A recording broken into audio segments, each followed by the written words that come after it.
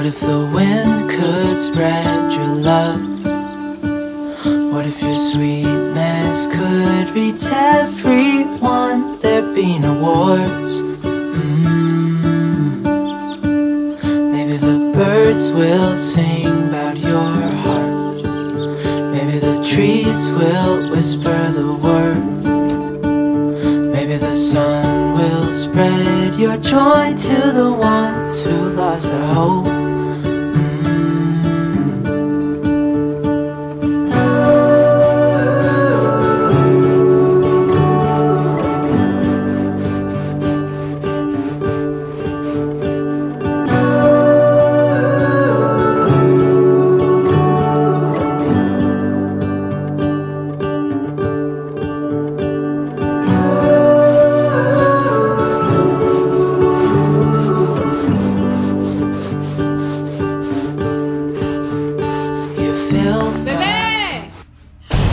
Bakit? Eh, ba't galit ka? Yung anak mo nagugutom na. Pakainin mo na. Tapos magligpit ka. Ang daming hugasin. Saan ka na rin na lang? Kaya mo tawarin. Ipakita mo sa akin kung sino dapat ang nasusunod sa pamamahay ito. Taasan mo pa ako ng boses? Ikaw pang galit dyan? Bilisan mo! Ito naman tinatanong ko lang kung bakit ka ba ginising ni Asha. Ano si Asha? Kita mo pagod na yung nanay mo. Sige, tulog ka na ulit. Wawa ka naman. Taasan mo pa ako ng boses? Ito naman, di mabiro. Ikaw pang galit dyan?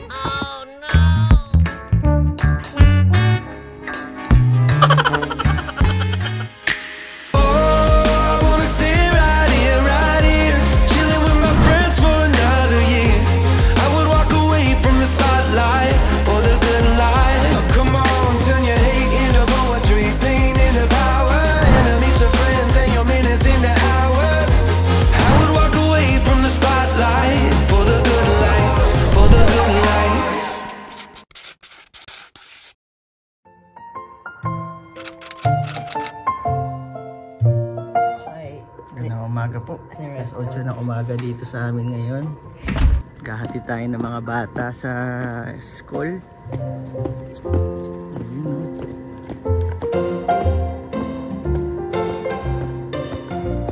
Say good morning, Jairus. Jairus? Why you always wearing that shirt? It's always in our vlog. It's my most favorite shirt. Ay, ang paborito niya raw. That's why I don't change my clothes. I only wear this one. I definitely don't. Come on, we have to catch up with Mom.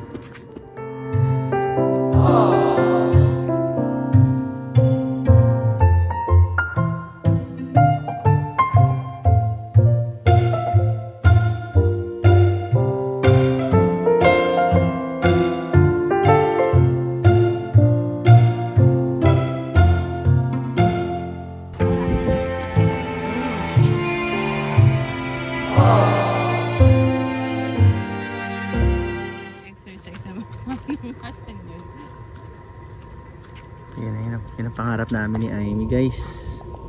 Yan ang ganun, no? Uupo na lang sa bench. Tapos retired na. Sana all. Yung bata pa, hindi naman matanda. Hindi na makakailos. So yun, guys, bali nahatid na namin yung mga bata sa school. Ayan, good morning ka muna sa kanila. Good umaga po. Mas malang tao dun sa ganun. So yun, guys, may tao. Lakas na.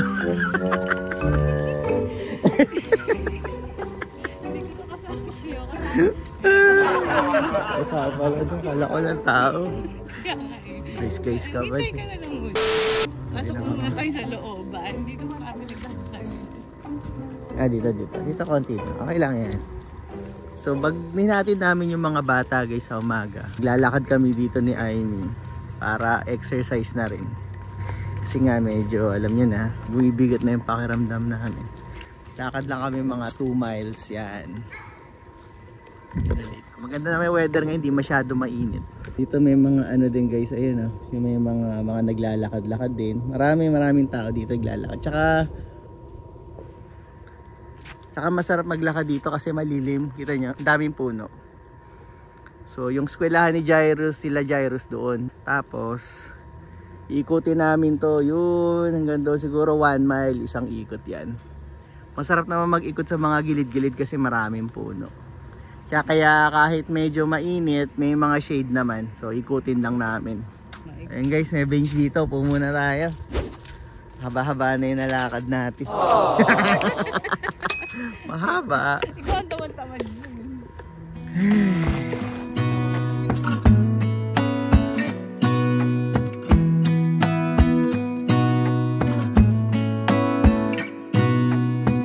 Gonna stay in this moment. Gonna lay here on the grass. Sige guys, mabilis ang shoutout lang habang wala naglalakad. No? Shoutout po kay Mr. 150 Gaming, Kaakbay Family, Tigaan Muscat Oman. Waiting po kami lagi sa inyo. Nakakatuwa po kasi yung mga video nyo. Hoping po meron kayo araw-araw. Nakakaaliw po kasi. Medyo mahirap yung araw-araw. 150 Gaming. Hindi nga kami once every week. Shoutout din kay Melanie Santo Tomas from Israel. Yay! Shoutout po. Ayun, shoutout kay Robbie at kay Magina Antonio Riosa. Mga nurses sila sa Pilipinas. Magte-take sila ng NCLEX. So, good luck sa inyo guys. Sana makapasa kayo, no? Tapos makarating na rin kayo dito kung gusto nyo pumunta ng US. O, nagtatanong nga pala sa'yo si Paul Manzano. Sabi niya, skincare routine naman po, Ma'am Amy, next contact. Grabe talaga. Actually si Amy hindi naman talaga siya gumagamit ng mga skincare. Basta lang, hilamos lang. Tapos recently lang kami, mga ilang buwan na ba yun? Mga 2-3 months ago. Pumili lang siya nung Olay sa Costco kasi sale siya. Parang moisturizer lang sa gabi. Night moisturizer. Pero hindi wala siya talagang ginagamit guys. Talagang lang. Natural lang talagang maganda ang kanyang kuris. Pero maganda talaga yung balat ni Amy. Hindi tulad ng balat ko. Tingin kami ng tingin nyo sa'yo yung mga tao. Lang dito pa tayo nag-vlog. Para maiba lang kayo sila. Hindi, wala ako. Matigasin tayo. Di tayo ganyan pag-vlogger. Kailangan hindi mo sila pinapansin. Huwag na kaya. Huwag mo na sagutin yun. Niloloko ka lang yan. Anyway. Sige yun. Shoutout na lang. Ang galing mo yun. Ayun. So, Paul Manzano, yun yung sagot. Wala. Kaya lang, moisturizer lang sa gabi. Maganda yun. Maganda yun. Maganda raw yun sabi niya. Ako lang naman ako napansin na difference kasi bago pa naman siya gumamit ng moisturizer. Ganyan din. Para sa akin na pareho lang. Maganda naman yung kutis ni Amy. Natural ba? Yun. Ayun guys, meron pala tayong isang comment na naman na na-receive. Ano naman to, nursing related. Kay kay Sir Pedro Max. So, basahin lang natin Bali, na-feature natin siya dun sa ating last vlog. Yung may natitira. May natitira pa ba doon sa sinusweldo namin. Kasi may question lang si Sir Pedro. Tapos may question na naman siya. Ito, may follow up agad. Anyway, basahin natin yung comment niya. So, hindi pa namin napag-usapan ni Amy to. So, ayun, tingnan natin kung ano yung masasabi natin. So, sabi niya, sorry for comparing Dito naman po sa Kuwait, salary between 150 and 180,000 pesos. No tax po yun. Tapos ang cost of living is cheaper than US. Tapos free accommodation pa, transportation, saka pati utilities, wala rin daw bayad. So wala rin silang deduction sa salary na health insurance. Kasi nga di ba sa atin dito, kapag kumuha kayo ng insurance, may deduction sa cheque. Tama naman. So free medical service din. Ang retirement age ay 65 years old pero pagkatapos nun uwi ka na sa Pilipinas dahil walang citizenship. Pero ang advantage nun, malaki ang ipon at comfortable living. Ano masasabi mo? Nasa sa kanya yun. ang galing ng banat mo. Ikaw, ano masasabi mo? Hirap talaga mag-vlog guys. Hindi kami makapagana. Pero pag nag-uusap lang kami, marami kami nasasabi. Pag may camera, ang hirap. So yun nga, sabi, isa-isahin natin, sabi ni Sir Pedro. So sabi nga niya, yun, 150 to 180,000. So magkano sa dollars yun? So mga 3,000 mahigit. Sige, computin mo nga. Oo, mga ganun. So para pumapatak ng mga nasa halos, you know, higit kumulang mga 3,000 US dollars, di ba? So yun, so malaki-laki naman talaga yung sweldo noon. So 150 mga 3,000 dollars US. Ang take home niya, tapos Wala raw tax. wala pang tax. Wala pa lang tax sa Kuwait, no? Oo. Parang 'di ba meron kaming kaibigan galing sa Dubai. Ang sabi nga niya yun nga walang tax, tapos ang nurses daw kapag US citizen ka daw, ano 'di ba sabi niya? Mas malaki. Mas malaki daw pag US citizen. Ewan ko totoo yun ha, sabi lang sa amin kasi meron kami ditong kaibigan na pumunta rito, dumalaw dito sa US. Galing siya Dubai. Anyway, so ang cost of living daw is cheaper. So, edi okay din 'yun, 'di ba? Mas marami kang maiipon. Free accommodation, tsaka transportation. So, hindi ka na mag-renta. 'Di ba? Oo, okay Wala din kang 'yun. renta. Kasi dito ang pinakamalaki talagang chunk ng kikitain mo, yung gastos sa ano talaga, sa bahay, renta, yan, accommodation. Tapos libre transportation.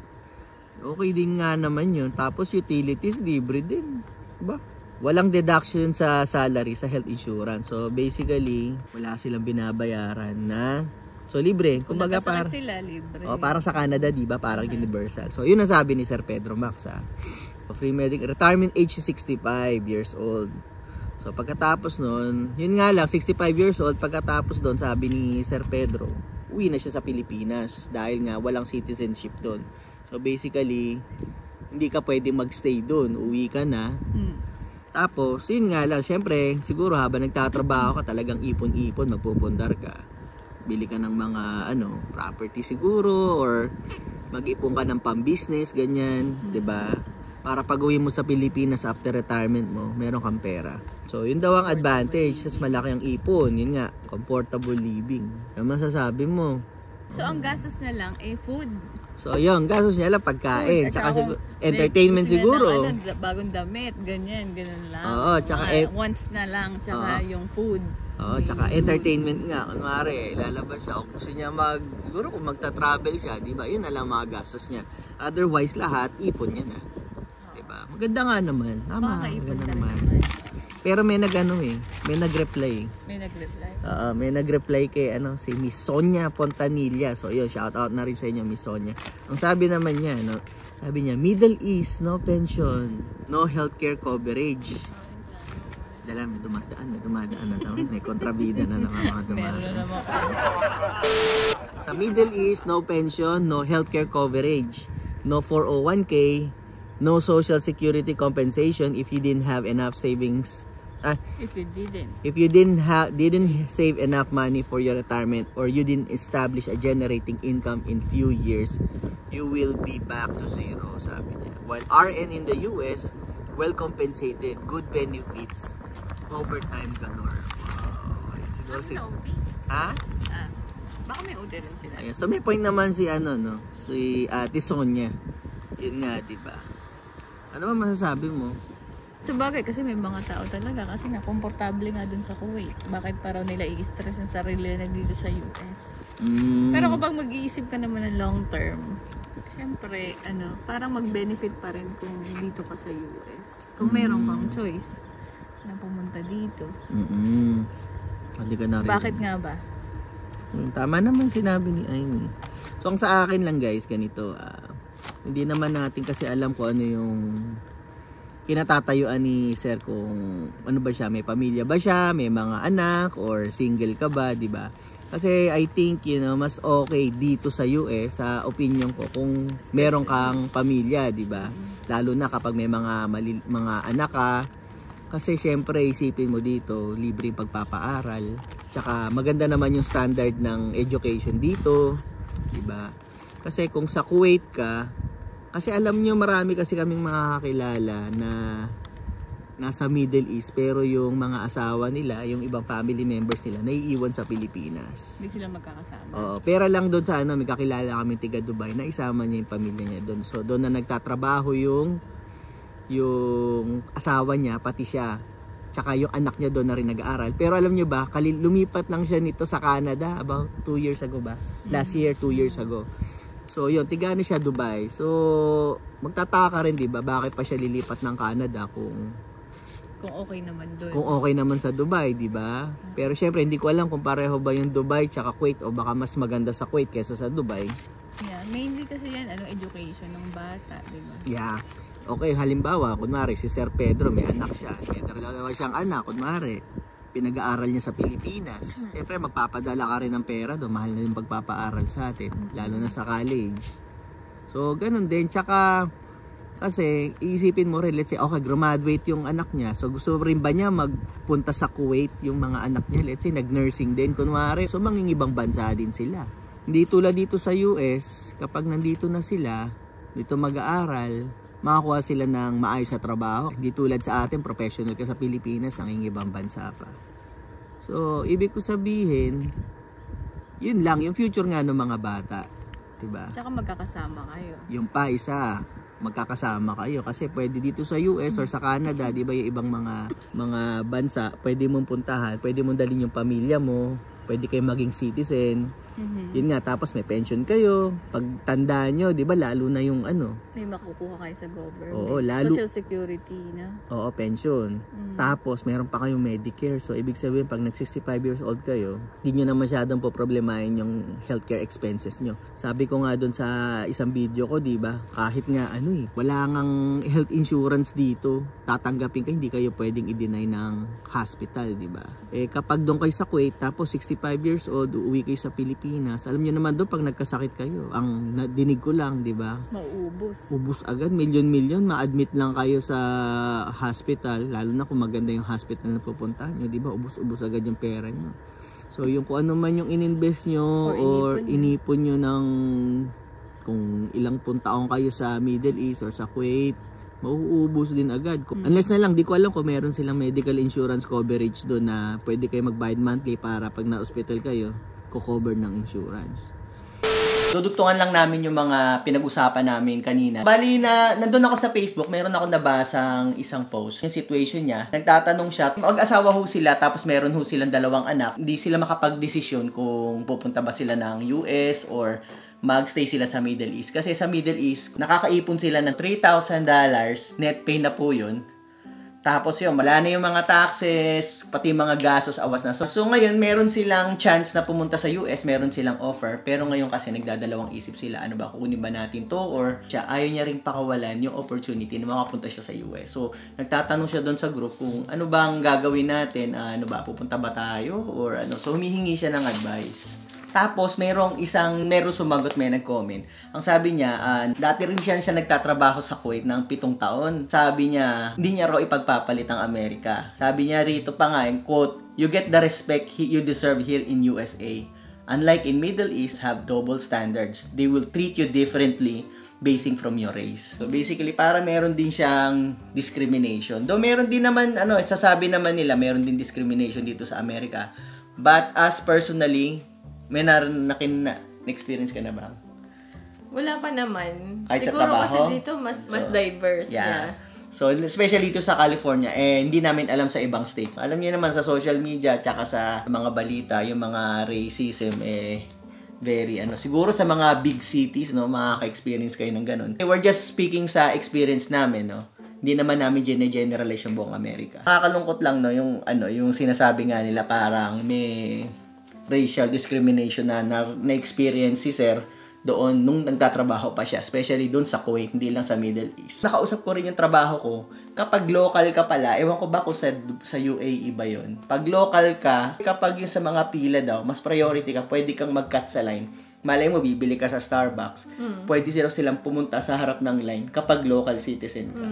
Sabi niya, dito sa Amerika, pwede kayong maging citizen, pwede kayong bumili ng mga properties nyo, pwede kayong magtayo ng business, pwede kayong mag-work legally sa iba't ibang employer. Kasi may narinig ako iba, hindi ka raw pwedeng mag-double job, tapos tied ka lang doon sa doon sa isang employer. Tapos doon yata, ang bayaran doon per day, hindi per hour. Hindi tulad dito sa Amerika, per hour ka. Ibig sabihin, pag nag-overtime ka, may time and a half ka, o may double pay ka rito. Basta ang bayaran isang araw. Yes. Pag nag-extend ka siguro 1-2 oras. Yun, for one day, lang Oo, pay. so libre na yon kumbaga, Dito kasi, syempre, pag nasa US ka, may mga opportunities mo na pwede kang mag-open ng retirement account mo, yung IRA, yung mga ganun, which is, yes, kung nasa Middle East ka kasi, talagang yung pera mo, iipunin mo lang kung ano yung kita mo, ikaw na bahala mag-invest. Siguro, mag-invest ka rin sa stocks, so ipapadala mo sa Pilipinas, diba? Magtatayo ka ng business o mga rental properties.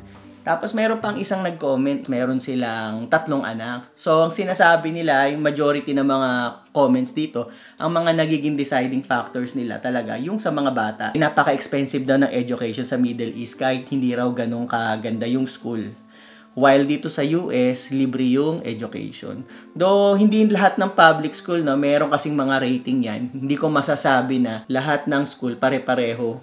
I mean, merong ibang rating na mas mababa. Minsan kasi may mga neighborhoods dito na hindi... Yung ano talaga, free yung education. In terms of yung pagkain, pati food ng bata, libre. Yung libro, wala kang babayaran. Isa pa ko ba nabasa, sabi nila, no, yung sahuran, yung swelduhan daw doon, nakabase daw po doon, yun kung ano yung nationality nyo. So, ibig sabihin, kung local kayo, or kung foreign kayo, magkaiba yung sweldo nyo. Siguro ganito na lang yung tanong, no, kay Sir Pedro. Meron ho ba kayong kakilala na colleagues nyo na tiga Middle East na nurse na nagpunta ng Amerika, tapos hindi nagustuhan, tapos bumalik uli sa Middle East, diba? Iba kasi kapag yung na-experience nila both na nagpunta sa Middle East papuntang Amerika, yun yung mga talagang legit na kailangan talaga sumagot sa question na kung saan ba talaga mas maganda. Kasi noong nagtatrabaho ako dati sa nursing home, LBN ako, meron akong mga katrabaho na galing ng Saudi Arabia, tsaka ng, I think galing siya ng Saudi Arabia tsaka UAE. Galing sila ng Middle East, tapos pumunta sila rito. Marami pa akong maraming mga nurses na nagpupunta rito na galing Middle East. So, ayun lang, pero wala pa akong narinig na, alam niyo yung galing ng Middle East or galing ng US na pumunta ng Middle East para magtrabaho. Sabi nga ni Sir Pedro, hanggang 65 years old lang siya doon, tapos uuwi na, doon na siya mag-retire. Kahit gaano ka pa kahaba mag-work doon, ang mangyayari sa bandang huli, expat ka pa rin, uuwi ka pa rin ng Pilipinas. Hindi tulad dito sa Amerika, pwede ka maging citizen, tapos meron ka mga pension. Parang mas komportableng mag-retire, di ba? Oo, wala kang masyadong isipin. Kasi ngayon nga, may Medicare ka, di ba? Meron kang healthcare coverage kahit pa paano. Parang mas may peace of mind. Tsaka kasi yung iba ang concern din kapag syempre pupunta kayo rito pamilya tapos may mga anak kayo, lalo na kung maliliit or kung young family kayo, kung mag-aanak kayo, yung childcare. Yung childcare naman guys, ano naman yung sa simula lang. Kapag syempre medyo malaki-laki na, hindi naman habang buhay nandito kayo. Siguro isipin nyo na lang kung ano yung mga priorities nyo. Siguro masasabi ko, kunwari si Sir Pedro, I don't know kung may pamilya siya, may anak siya, or single siya. Siguro kung single ako, tapos matagal na ako sa Middle East, established na ako, katulad nga sinasabi niya, kumikita siya ng 150 to 180,000, tapos malaki yung na-take home niya, yung naiipon niya, na-invest niya, hopefully, mukha namang matalino si Sir, siguro, invest niya yung mga pera na naiipon niya. Siguro, para sa akin, okay na rin ako doon, sa Middle East, basta mag-ipon na lang kayo na mag-ipon, especially kung merong edad na kayo, syempre mahirap magsimula. Kasi pag dito kayo sa Amerika, nagpunta kayo, sa simula talaga sobrang hirap. Isipin nyo yung maghahanap kayo ng bahay na titirhan nyo, maasikasuhin yung mga papeles, sasakyan, daycare. Marami kayong gagawin sa simula. Ang pagkakaintindi ko kay Sir Pedro, sa Middle East, pagpunta mo doon, di ba, libreng bahay, libreng utilities. Kumbaga, parang nandoon, ang gagawin nyo na lang, susuotin nyo na lang yung scrubs nyo, pupunta na lang kayo sa ospital at sa sweldo kayo. Sa Amerika kasi hindi yung ganun eh. Siyempre, kukuha kayo na sasakyan. Minsan kasi yung transportation dito, depende sa lugar, minsan mahirap yung access. So, yun nga, yung depende kung sa long-term goals nyo, kung halimbawa, ay gusto nyo lang mag-ipon at umuwi sa Pilipinas, make sure lang na yung pera na maiipon nyo, talagang i-invest nyo ng maayos para meron talaga kayong pag-retire nyo, magiging komportable yung buhay nyo. Ngayon naman, kung kayo ay may pamilya, syempre may mga anak kayo, syempre iisipin nyo, hindi naman pansarili lang. Kung ano ba yung mangyayari doon sa future ng mga anak nyo, di ba? Syempre dito sila mag-aaral. Tapos, syempre gusto nyo magkaroon din sila ng magandang buhay, magandang trabaho. Saka syempre mga apo-apo nila, ganun din. Ang isa pa kasing sa akin selling point dito, yun nga sa Amerika, madadala nyo yung pamilya nyo. Siguro mas gugustuhin ko pa yung magkakasama kami kahit paycheck to paycheck lang yung kikitain ko. Kaysa sa, let's say, for example, sa Middle East, ang laki ng makikitain ko, Pero yung pamilya ko nasa Pilipinas or pagdating ng high school, mag-aaral na sa Pilipinas, babalik, tapos or pag-college, doon yung pagka-college, hindi nyo masusubaybayan yung paglaki nila. Kasi alam nyo yung oras hindi na maibabalik yan, di ba? Tsaka yung paglaki ng bata. Kaya ako very happy ako kasi tuwing uuwi ako ng trabaho, alam ko, araw-araw pag uwi ko sa hapon, makikita ko yung mga anak ko, katabi ko yung si Missy sa gabi, sa pagtulog, di ba? Iba yung pakiramdam yung pagigising kayo, pag dilat nyo ng mata nyo. Yung mukha ng napakaganda kong Missy sa makikita nyo. So, yun yung mga bagay na hindi ko may pagpapalit. Mahirap yung long distance relationship, lalo na kung may mga anak kayo. Masasabi ko iba yung epekto nung pag ang mga anak nyo lumaki nang wala yung magulang sa tabi nila. Kahit papaano, meron din noong effect yun. Ang tatay ko, nagtrabaho siya sa Middle East. Maliit pa lang kami. Tapos pumunta siya ng Amerika. Nung pumunta na lang kami ng Amerika, medyo late na rin. Syempre, iba pa rin yung closeness namin ng nanay ko, which is yung talagang nakasama namin ng mahaba. Talagang yung paglaki namin na subaybayan kami. Ang daddy ko naman, close naman kami, pero iba pa rin yung feeling ko yung magiging level ng closeness namin kapag yung nakasama namin siya na lumaki ng matagal. Ang pera, pwedeng kitain, yun nga, paulit-ulit, rating sinasabi. Hindi lang umiikot ang mundo sa pera, guys. So, may mga ibang factors na kailangan natin i-consider. At para sa akin, isa yun sa pinaka-importanting bagay na, ayun nga, kung papipiliin ako, kahit paycheck to paycheck ako, basta kasama ko yung pamilya ko. Yun. Yun. Tsaka sa experience naman natin, sa una, mahirap talaga. Mahirap talaga, guys. Sa una, pero pag naka-ano ka naman, naka-adjust, nakapundar, parang dumadali naman ng onte. Diba? Nasa ano po yan, kumbaga, nasa discarding nyo po mag-asawa din. Tsaka kung paano i-handle yung finances nyo. Siguro mag-vlog kami. Pero yan. Hindi palaging mahirap naman eh. Oo. May stage na meron darating doon. Pero rin. alam nyo, kahit mahirap, basta magkasama kayo. Nahirapan kami, pero hindi ko talaga siya yung ininda. Kasi pag alam nyo naman yung kasama nyo sa buhay, iisa kayo ng goal, tapos agree naman kayo sa lahat ng ginagawa nyo, at kung may mga pagkakamali kayo, agreeable naman kayo, okay lang yun. Malalagpasan nyo rin at malalagpasan. Tsaka, ayun nga, kami guys, nung dumating si Amy dito, just to let you know, nagdumaan din kami from bottom din, no? Sakto lang. Minsan kulang. Actually, negative pa nga yung bank account ko noon. Natatandaan ko, nung pinitisyon ko siya, kumuha pa ako ng abogado. 4,500, parang ganun yung bill. Binayaran ko pa yung hulug-hulugan ng 18 months kasi wala naman talaga akong pera. Dahil kagagraduate ko lang din halos, nag-start ako magtrabaho ng nursing, as nurse nung 2009. Tapos dumating si Amy ng 2010. Tapos 2010, talagang, ayun, so nagrenta kami, talagang paycheck to paycheck. Part-time lang pa nga lang yung trabaho ko no, kasi medyo mahirap pang maghanap ng mga nursing job doon. Sa nursing home pa ako nagtatrabaho. Tapos, nanganak pa si Amy. 2011, pinanganak pa si Jairus. So, yun, hindi pa planned yun, guys. So, yun nga talaga, medyo mahirap din yung pinagdaanan namin. So, kahit sabihin nyo, ako, pinitisyon ako ng magulang ko. Pero nung dumating si Amy, parang ano lang din kami, new migrant kami sa US kasi nagrenta kami. Walang laman yung bank account ko. Yeah. Tapos, ako lang pa yung initially nagtatrabaho. Tapos, nanganak pa siya kay Jairus. Diba? Kumbaga, medyo may pressure din. Pero, yun nga, once na maka-establish na kami, syempre, once na isa-isahin nyo na yung nakakapundar na yeah. Yun na, tamang diskarte lang. Na. Oo. So, kailangan lang talaga, i-focus nyo lang yung goal nyo, kung ano yung gusto nyong gawin. Mag-ipon kayo. Gusto namin bumili ng bahay. Tagang ipon talaga ng pang-down payment, di ba? Gusto namin lumipat. Gusto mo ng mas mataas na sweldo. Kailangan, guys, hindi puro pangarap, kailangan may gagawin kayo. Tsaka kailangan magsasakripisyo talaga kayo. Nakakatulong talaga yun pag may goal ka. May goal ka talaga. Yeah, meron kami talagang goal ni Amy. Talagang step by step, talagang natutuwa kami kasi talagang kahit it takes time, pero napupuntahan namin noong una. Let's say, for example, ilipat ako ng trabaho, mas maayos sa trabaho, magkatrabaho siya, mag-iipon kami ng pan-down payment, dilipat kami sa ganito. Hindi ka masyadong nadidistract. No, hindi ka nadidistract. Focus ka lang talaga sa goal mo. Huwag kang, let's say, minsan may nangyaring iba, huwag kang lilihis. Pag nalihis ka, kailangan i-realign mo agad yung sarili mo sa mga goals nyo. So, ang ibig lang namin sabihin siguro, guys, no, kung kayo, may choice kayo between US tsaka Middle East, siguro sa Middle East, ang kagandahan lang doon, once na pumunta kayo doon, lahat nakasetup na, so sweldo na lang kayo. Pero ang problema doon, siguro maipon-ipon kayo, hanggang mag-65 kayo, uwi na kayo sa Pilipinas. Ang magiging pera nyo, kung ano yung mga naipon nila. Dito kasi sa US, guys, ang nakikita ko dito, kapag weak kayo talaga dito, kailangan malakas ang loob nyo, may grit kayo, basta magtitiis kayo. Ngayon, pag nalagpasan nyo na yung time na yun, once na establish nyo na yung investment nyo, yung trabaho nyo, yung nagkaroon na kayo ng bahay, lahat ho yan magko-compound. Tapos at the end of the day, yung pagsasakripisyo na yun, it takes time bago nyo makita yung resulta. Ngayon, pag nakuha nyo na yung resulta, magiging masasabi ko sa inyo, medyo sitting pretty na lang kayo. Pero kailangan talaga sa simula, magtitiis talaga po kayo. Oo, yun nga yung delayed gratification. Yes, delayed gratification. That's the right term.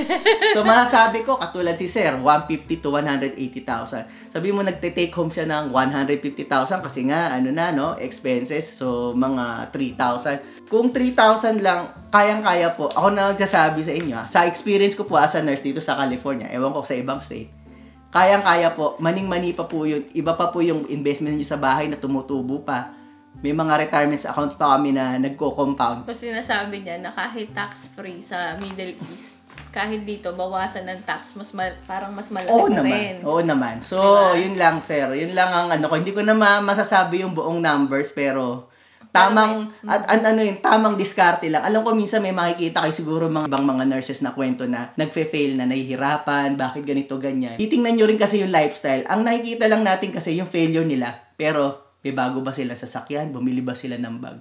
May mga bagay na hindi nila dinidisclose. Pero sasabihin na mahirap, minsan nakaka-discourage yung mga sinasabi nila. Pero, ayun nga, nasa diskarte talaga, guys. So, yung nga sinasabi ko nga pala kanina, kapag sa US kayo, pag nag-retire kayo dito, 65, meron kayong Medicare, meron kayong Social Security, yung mga investment nyo na tumubo na nagko-compound pa, yung pinaka-nest egg nyo, talagang kukunin nyo na lang doon yung parang mga tubo, tapos mag-enjoy na lang kayo. Pwede pa kayo mas bata na mag-retire. Yeah. Or mag-part-time. Mag-part-time na lang. Yeah. So, yun ang bala ko actually. Ang bala ko mag-part-time kasi sa health insurance lang na aming ng mga anak ko tsaka na asawa. Tsaka yun nga, katulad nga meron kaming isang commenter, si Sir Paengwin. So, isa sa mga talagang, ang medyo na-inspired din kami sa kanya kasi nga tuwing nagko-comment siya. Isa rin siyang nurse dito sa Bay Area. Tapos parati ko nakikita yung comments ngayon nga, maaga siya nag-retire, 38 years old, pero talaga nagsikap siya, talagang nagbanat ng buto, talagang tiis-tiis talaga. Tapos nga, enjoy na lang siya. Wala siya ginawa kundi manood ng YouTube. Comment. Ayun lang. So, yun na, magandang goal yun, no? So, kung tutusin nga kami, kung meron kami dapat babaguhin sa amin, siguro mas maaga pa kami nakapagpondo sa retirement namin. Siguro. Yun lang yung mga medyo para pinagsisisihan ko. Hindi pa kasi kami aware. Oo, wala kami namang education masyado. Yung mga parents namin, hindi naman kami tinuruan. Talagang nag-aral lang kami sa sarili namin, nag-research kami. So, depende rin talaga sa attitude nyo. Shoutout kay Sir Paengwin nga pala, Tsaka share rin yung sa kanya ko nalaman yung FIRE. Yeah, yung yan, yung financial independence, retire early. Yan. So, yun, nanonood kami ng minsan mga videos, mga early nag-retire. So, yun yung talagang next na goal namin. Sa ngayon, lahat ng goals namin, wala na kaming mahihiling pa, nakuha na namin lahat.